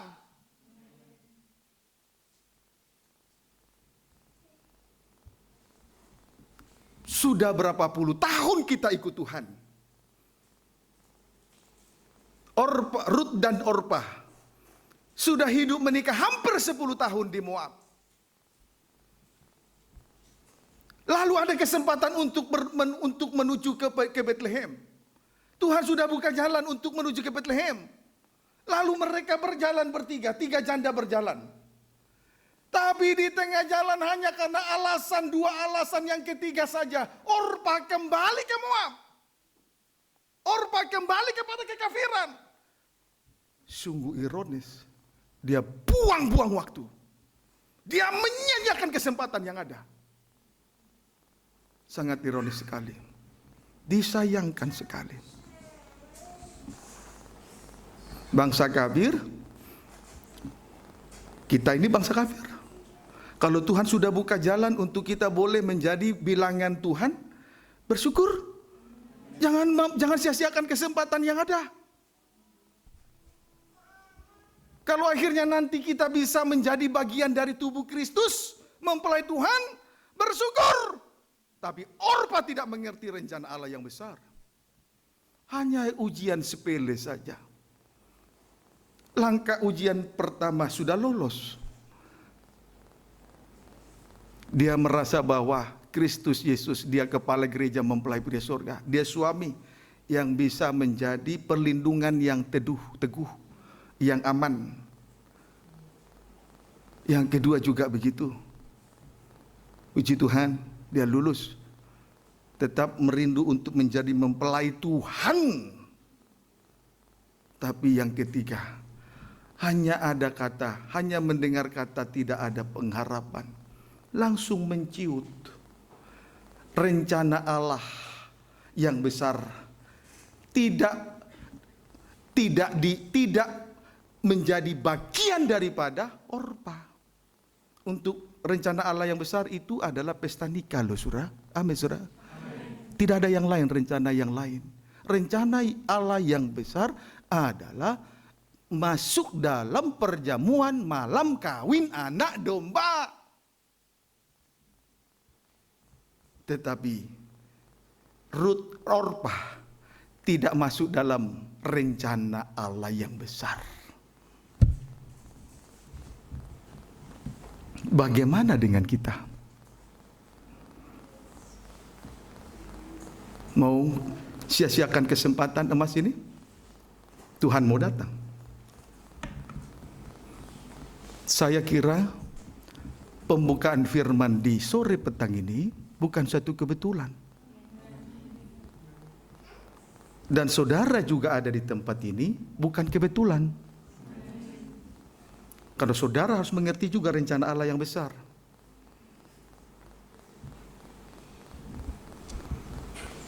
Yang kuliah, tuntut ilmu, menuntut ilmu tinggi bagus. Jangan terlena. Berhala itu bisa membuat kita jauh dari Tuhan loh, saudara. Kalau menuntut ilmu yang nomor 1, ibadah pelayanan nomor 2, justru berhala itu bisa memisahkan kita dari Tuhan. Bisnis, usaha, harta, kekayaan bisa memisahkan kita dari Tuhan. Amin, saudara. Di Tuhan. Haleluya. Kiranya dapat dipahami dengan baik. Ya. Jadi ternyata Orpa lebih memilih kepada kekafiran. Kembali menyembah berhala, kembali jatuh dalam kenajisan. Itu noda kekafiran. Puji Tuhan. Kolose 1 ayat 19 sampai 20.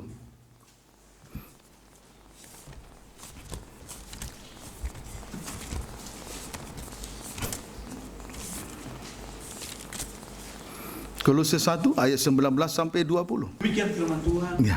Karena seluruh kepenuhan Allah Ya. berkenan diam di dalam Dia. Ya, berkenan diam di dalam anak.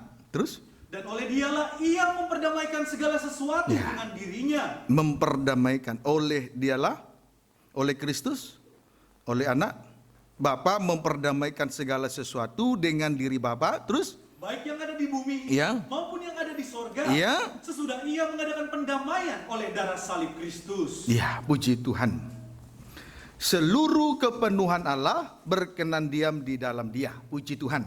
Kita bersyukur untuk itu ya. Amin, saudaraku. Dengan bukti hanya oleh darah salib Kristus kita dapat diperdamaikan dengan Allah. Baik yang di bumi, baik yang di surga. Termasuk bangsa kafir. Puji Tuhan. Ayat 21 sampai 22. Juga kamu yang dahulu hidup jauh dari Allah. Yang dahulu hidup jauh dari Allah, bangsa kafir. Amin. Moab rohani. Terus? Dan yang memusuhinya dalam hati dan pikiran. Terus? Seperti yang nyata dari perbuatanmu yang jahat. Terus? Sekarang diperdamaikannya di dalam tubuh jasmani Kristus. Ya. Oleh kematiannya. Ya. Untuk menempatkan kamu kudus dan tak bercela dan tak bercacat di Puji hadapannya. Tuhan. Yang dahulu hidup jauh dari Allah, itulah bangsa kafir, diperdamaikan di dalam tubuh jasmani Kristus oleh kematiannya. Puji Tuhan, Yesus Imam Besar Agung menjadi korban pendamaian. Demikian juga kita imam-imam.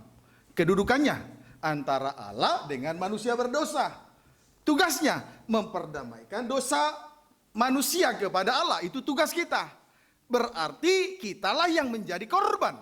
Itulah yang disebut korban pendamaian. Amin. Puji Tuhan. Ingat itu. Tujuannya untuk menempatkan sidang jemaat kudus dan tak bercela dan tak bercacat di hadapannya. Jadi, kalau Orpa berhenti di tengah jalan untuk mengikuti Naomi mertuanya ke Bethlehem, adalah suatu kebodohan yang amat sangat. Dia undur diri dari Naomi, sementara perjalanan di tengah jalan. Bukan undur dari awal, tapi sementara dalam perjalanan menuju Bethlehem. Di tengah-tengah perjalanan ia mundur. Kalau dia sadar, kalau dia mengerti bahwa seluruh kepenuhan Allah berkenan diam di dalam Kristus Yesus, maka apapun ujian, seperti ujian yang pertama dan ujian yang kedua dia sudah lalui, maka ujian yang ketiga juga harus dia lalui. Sampai dengan pergumulan-pergumulan yang lain. Gereja Tuhan harus melalui semua ujian demi ujian.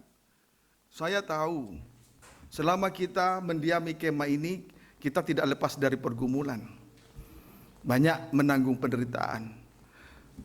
Ujian pertama belum selesai, ujian yang kedua sudah muncul. Ujian yang kedua belum selesai, ujian ketiga muncul, terus silih berganti.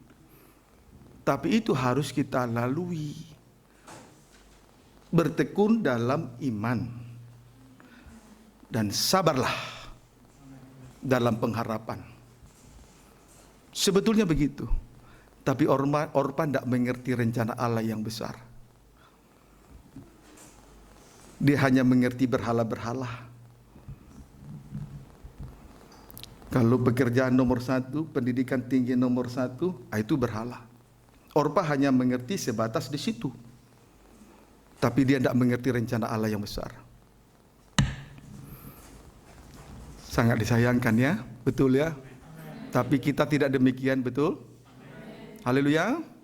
Puji Tuhan. Puji Tuhan. Nah, ayat 23. Bantu doa, semalam-malaman cari firman. Seperti yang saudara tahu, menantikan pembukaan itu tidak cukup 1-2 jam. Sesudah menantikan di kaki salib, harus terus sabar membaca, meneliti, berjam-jam. Jadi saudara sungguh-sungguh dengar firman ya. Ayo, yang setia sungguh-sungguh dengar firman ya. Ibadah ini sebatas dengan darah salib, seharga dengan darah salib. Jangan main-main. Bukan pendidikan nomor satu. Tuhan nomor satu. Puji Tuhan. Supaya dipakai Tuhan dalam melayani pekerjaan Tuhan. Bukan gelar yang Tuhan cari, tapi hadi untuk ditaruh firman. Nanti ada Natal. Amin, saudara. Amin. Puji Tuhan. Baik. Kami sepakat dengan beberapa hamba Tuhan, termasuk Pendeta Huta Barat dari Riau ya, orang tua Sharon. Tegas juga. Tapi sekali waktu kemarin saya tanya, apa konsekuen dengan ketegasannya sampai Tuhan datang? Doakanlah Pak. Puji Tuhan. Haleluya. Ibadah seharga dengan setetes darah Yesus. Puji Tuhan. Ayat 23. Demikian firman Tuhan. Ya. Sebab itu kamu harus bertekun dalam iman. Bertekun dalam iman. Terus? Tetap teguh dan tidak bergoncang. Tetap teguh. Jangan bergoncang terus. Dan jangan mau digeser dari pengharapan Injil. Iya. Yang Terus? telah kamu dengar dan yang telah dikabarkan di seluruh alam di bawah langit. Dan yang aku ini Paulus telah menjadi pelayannya. Puji Tuhan. Supaya bangsa kafir berdamai dengan Allah, menjadi bagian dari bilangan Tuhan, menjadi bagian dari tubuh Kristus, kafir Israel bersatu, maka harus memperhatikan 2 hal penting. 1, bertekun dalam iman. 1, bertekun dalam iman. Amin. Berarti tetap teguh, tidak bergoncang sekalipun menghadapi ujian demi ujian silih berganti. Itu namanya tekun dengan iman. Tekun apa iman? Dasar berharap. Bukti dari yang tidak kita lihat. Percaya walaupun tidak melihat. Kan itu iman. Kita beribadah, Kita melayani Tuhan, melayani pekerjaan Tuhan karena yang tidak kelihatan itu yang kita cari. Itu iman. Bertekunlah dalam iman. Amin, saudaraku. Amin. Berarti tetap teguh, tidak bergoncang sekalipun menghadapi ujian demi ujian silih berganti. Puji Tuhan. Haleluya. Supaya nanti bangsa kafir tertolong. 2. Jangan mau digeser dari pengharapan Injil. Jangan mau digeser dari pengharapan Injil. Pengharapan Injil menunjuk kepada pengajaran mempelai dan pengajaran tabernakel. Pengharapan Injil menuju kepada pengajaran mempelai dan pengajaran tabernakel. Berkuasa melabuhkan hidup kita sampai ke belakang tabir, yakni ruangan maha suci menjadi mempelai Tuhan. Amin. Puji Tuhan. Pengharapan Injil menuju kepada pengajaran mempelai dalam terangnya tabernakel. Kuasanya melabuhkan kita sampai ke belakang tabir. Itulah ruangan maha suci. Menjadi mempelai Tuhan. Itu pengharapan Injil. Amin, saudaraku. Sebab pengharapan itu suci. Siapa yang menaruh pengharapan kepada Tuhan, dia harus hidup suci. 1 Yohanes 3 ayat 3. Jadi pengharapan itu ruangan suci. Ruangan suci itu, di situ kita boleh menerima pengajaran mempelai dan pengajaran tabernakel. Kuasanya melabuhkan kita sampai ke belakang tabir, boleh. Tabernakel dulu. Nah ini, puji Tuhan, bertekun dalam iman. Kita dibenarkan oleh darah salib iman.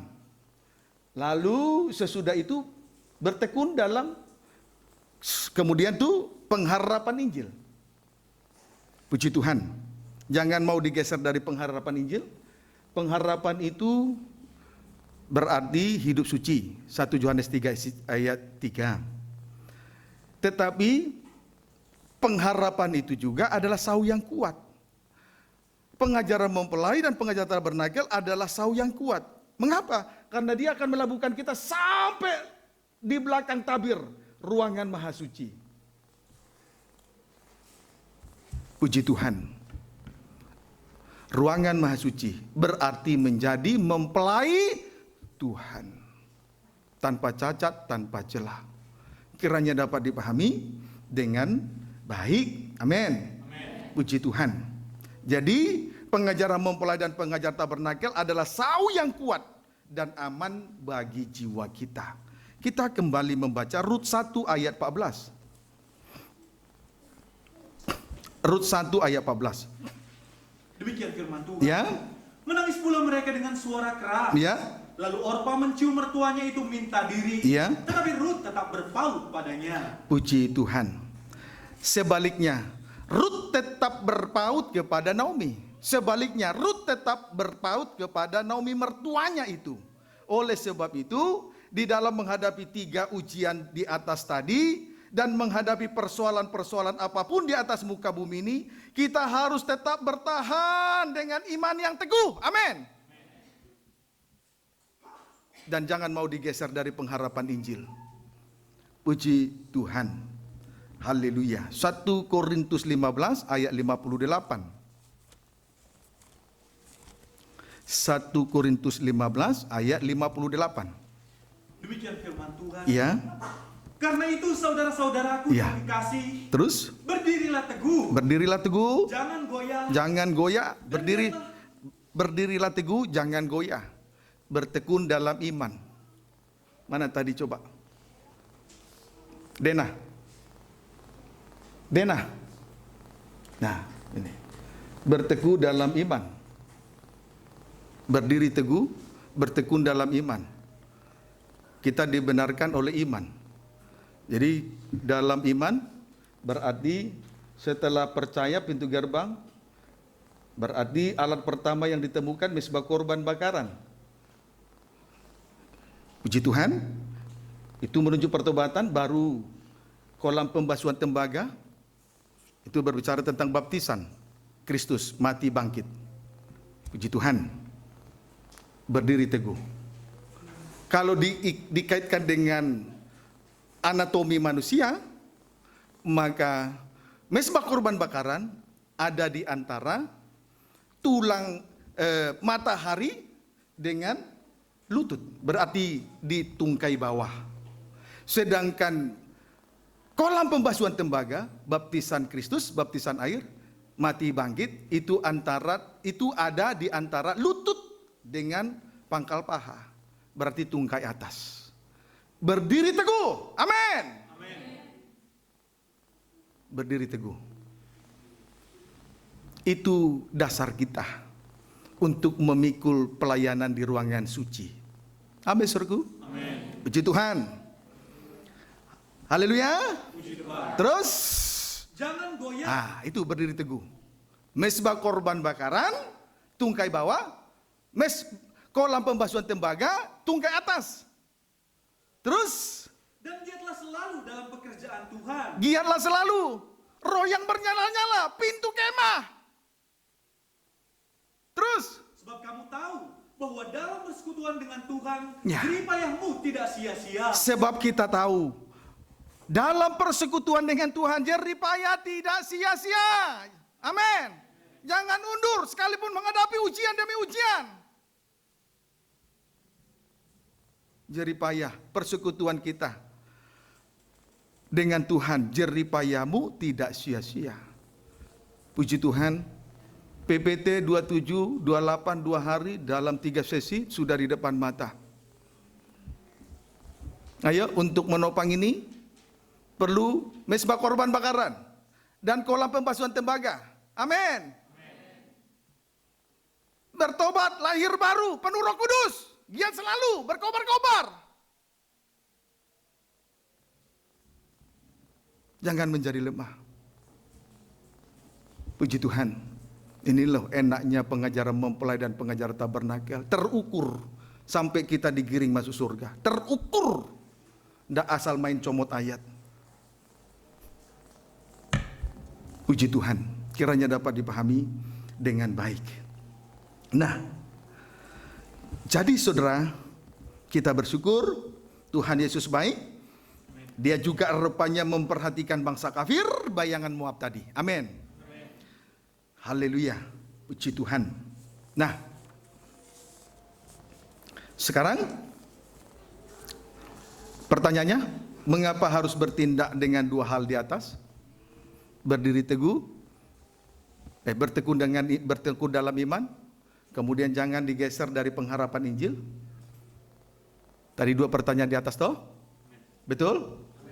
Mengapa harus bertindak 2 hal di atas? Jawabnya, persekutuan dengan Tuhan jeripayah kita tidak sia-sia. Amin. Puji Tuhan. Rut 1 ayat 14. Kita kembali membaca Rut 1 ayat 14. Demikian firman Tuhan. Ya, malam ini agak panjang ya. Biasa 1:15, ini sudah sampai 1 jam setengah. Tidak apa-apa, sabar ya. Amin. Puji Tuhan. Ini pergumulan saya semalam-malaman. Rut 1 ayat 14, baca. Demikian firman Tuhan. Ya, banyak makan, banyak dipuaskan Tuhan Yesus. Amin. Amin. Sedikit banyak, lapar-lapar, lemas, tidak ada kekuatan menghadapi musuh di dunia ini. Ayat 14, baca. Menangis pula mereka dengan suara keras. Menangis pula mereka, Rut dan Orpa, barangkali juga Naomi, 3 janda, terus? Lalu Orpa mencium mertuanya itu Ya. minta diri. Ya, Orpa mencium mertuanya itu minta diri, terus? Tetapi Rut tetap berpaut Ya. padanya. Puji Tuhan. Menangis pula mereka dengan keras. Menangis pula mereka dengan keras. Biarpun menangis keras-keras, jikalau kita tidak berpaut dengan Tuhan, tidak melangkah bersama dengan Tuhan, tidak melangkah sesuai dengan ketetapan dari langkah-langkah firman Tuhan, maka air mata, tangisan tidak ada artinya, tidak dapat menyelesaikan masalah. Sore ini, barangkali kita disentuh oleh firman. Menangis, wajar, tidak salah. Tapi kalau firman itu tidak dilakukan, firman itu tidak di-follow up, itu hanya menyentuh perasaan. Sama seperti perasaan daripada Orpa disentuh, tapi tidak mau melangkah maju sesuai dengan langkah-langkah firman, sesuai dengan ketetapan firman. Bodoh. tiap hari menangis, tiap hari setelah dengar firman menangis. Tapi tidak diikuti langkah firman sampai ke Bethlehem. Bodoh.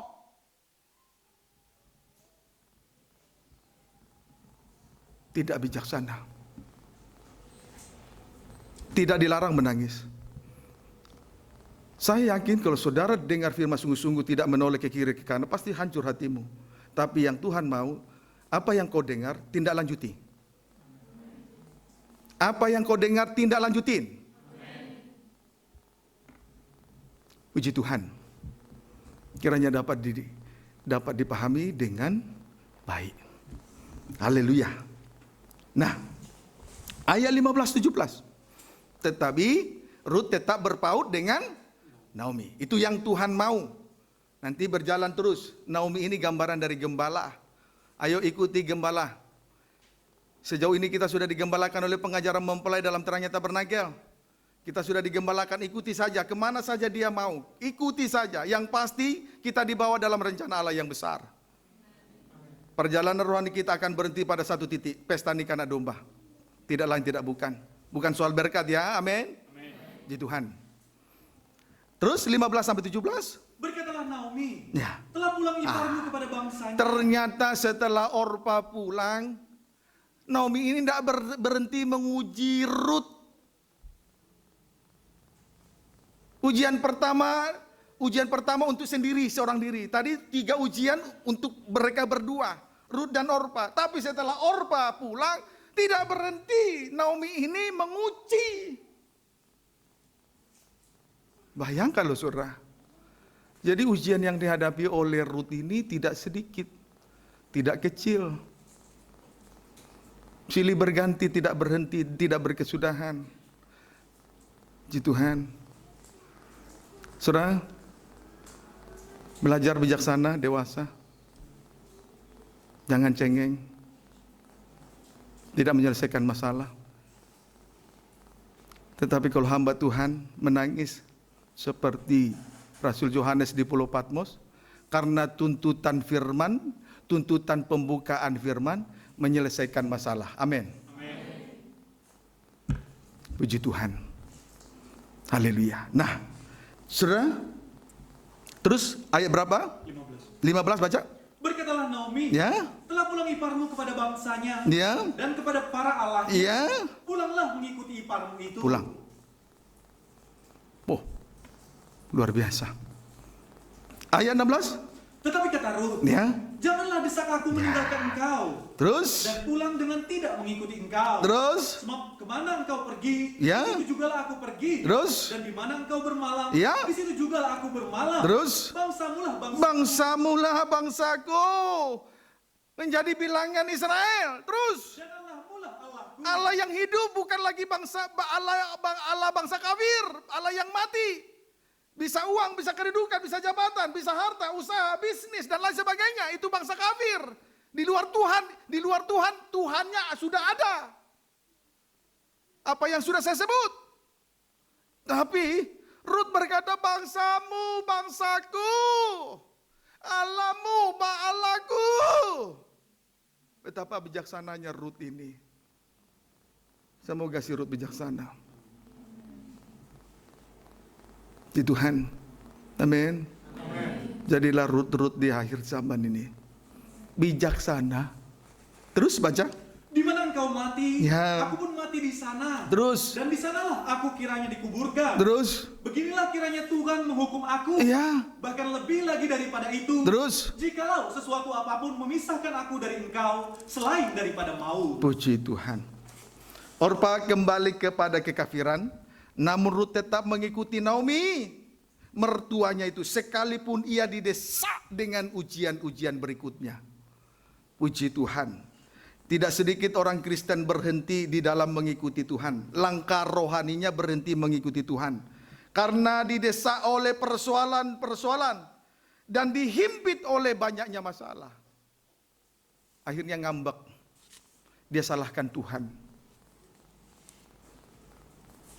Amin, saudaraku. Haleluya. Kemudian ketetapan hati Rut untuk mengikuti Naomi dibuktikan dengan perkataannya, ketetapan hatinya untuk mengikuti Naomi dibuktikan dengan perkataannya. Adapun perkataannya, pembagian dari perkataannya: 1, kemana engkau pergi, ke situ jugalah aku pergi. Puji Tuhan. 2, di mana engkau bermalam, di situ jugalah aku bermalam. Puji Tuhan. Saudara, hikmat sedang disampaikan di jalan-jalan, di mana-mana saja. Itu yang kita butuhkan di hari-hari terakhir ini. Kalau tidak ada wahyu, liarlah bangsa. Puji Tuhan. Kemana engkau pergi, ke situ jugalah aku pergi. Di mana engkau bermalam, di situ jugalah aku bermalam. Hikmat sedang disampaikan di jalan-jalan. Puji Tuhan. Kiranya dapat dipahami. 3, bangsamulah bangsaku. 4, Allahmulah Allahku. Puji Tuhan. 5, di mana engkau mati, aku pun mati di sana. Pengakuan yang luar biasa. Pernyataan yang luar biasa. Adakah kita mau mengakui dan mengucapkan hal-hal yang seperti ini kepada Tuhan? Kiranya itu terjadi. Amin. Ya, baik. Hal 1 dan 2 itu berbicara soal iman, halaman iman. Hal 3 dan 4 berbicara soal pengharapan. Puji Tuhan. Kalau kuliah mencatat juga? Puji Tuhan. Hal 3 dan 4 berbicara soal pengharapan. Itu ruangan suci. Hal 5 berbicara soal kasih. Puji Tuhan. Rut 1 ayat 18 sampai 19. Rut 1 ayat 18 sampai 19. Demikian firman Tuhan. Ya. Ketika Naomi melihat Bahwa Rut berkeras untuk ikut ya, bersama-sama dengan dia, terus berhentilah ia berkata-kata kepadanya. Berhentilah ia berkata-kata. Puji Tuhan. Kalau sudah berkeras, ya masa mau ditolak lagi? Udah capek dia menguji, tapi Rut tetap berkeras, harus ikut. Capek lah. Begitu dia melihat, Naomi melihat Rut berkeras, ya sudah berhenti menguji. Ujian juga bosan loh melihat kita kalau kita berdiri teguh. Amin, saudaraku. Ujian aja jijik melihat orang yang berdiri teguh. Tapi Tuhan jijik melihat orang yang tidak berdiri teguh. Pilih mana? Ditolak dunia apa ditolak Tuhan? Si Tuhan. Terus ayat 19. Dan berjalanlah keduanya sampai mereka tiba di Betlehem. Haleluya. Untuk sampai ke Betlehem harus melewati ujian demi ujian. Luar biasa. Luar biasa. Kalau kita bisa menghadapi ujian demi ujian, luar biasa sampai ke Betlehem. Amin.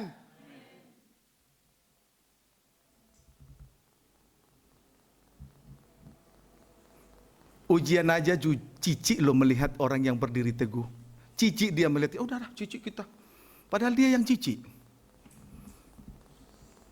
Di mata Tuhan. Betul? Amen. Udah berhenti.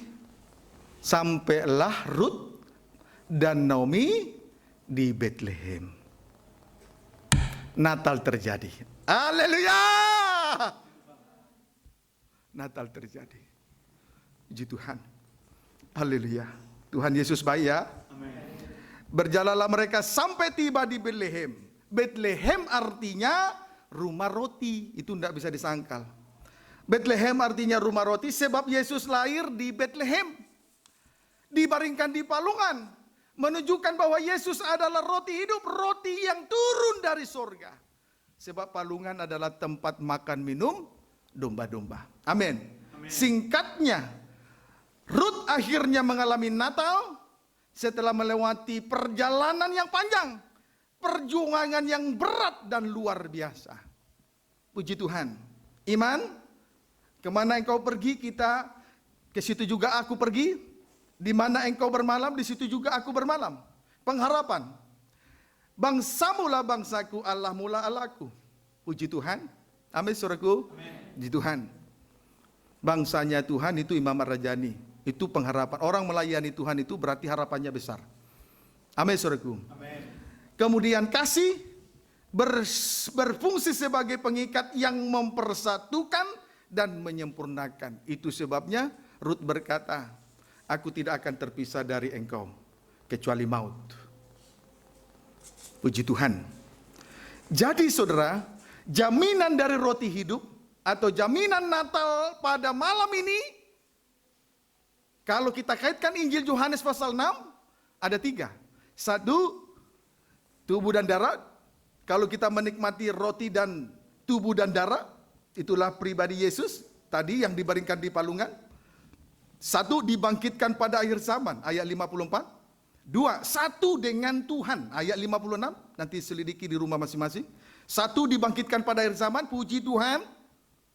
Bersama dengan Abraham, Isa, Yakub, Daniel, dan lain sebagainya, dibangkitkan pada kebangkitan yang kedua. 2, satu dengan Tuhan. Kalau kita satu dengan Tuhan, tidak ada yang menjadi lawan kita. Kalau kita satu dengan Tuhan, tidak ada lawan kita. 3, ia akan hidup selama-lamanya. Ayat 58. Ia akan hidup selama-lamanya. Itu Natal, roti hidup yang turun dari surga dari Allah. Roti hidup, roti yang turun dari surga, kita kaitkan lagi dalam Mazmur. Ini kita baca karena ini penting. Mazmur 78. Mazmur 78. Ayat 23 sampai 25. Baca agak cepat ya. Demikian firman Tuhan. Ya. Maka ia memerintahkan awan-awan dari atas. Ya, terus? Membuka pintu-pintu langit. Ya, membuka pintu-pintu langit. Sesudah Yesus dibaptis air, langit terbuka. Amin. Amin. Biar kita dibasuh oleh air firman Tuhan, langit terbuka. Kalau kita dibasuh firman, langit terbuka. Maka jangan bosan dengar firman. Beri diri dibasuh oleh air dan firman. Langit terbuka. Jadi tidak usah jungkir balik berdoa. Menyembah harus sesuai ukurannya, takarannya 1 jam. Sidang jemaat.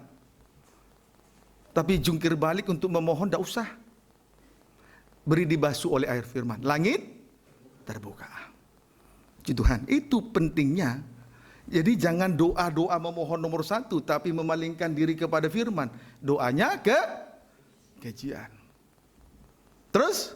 Menurunkan kepada mereka hujan mana untuk dimakan. Terus? Dan memberikan kepada mereka gandum dari langit. Ya, hujan mana itu adalah gandum dari langit, roti hidup, roti yang turun dari surga. Terus? Setiap orang telah makan roti malaikat. Disebut juga roti malaikat. Terus? Ia mengirimkan perbekalan kepada mereka berlimpah-limpah. Terima kasih, puji Tuhan. Kasih mempelai. Kasih yang luar biasa. Amin.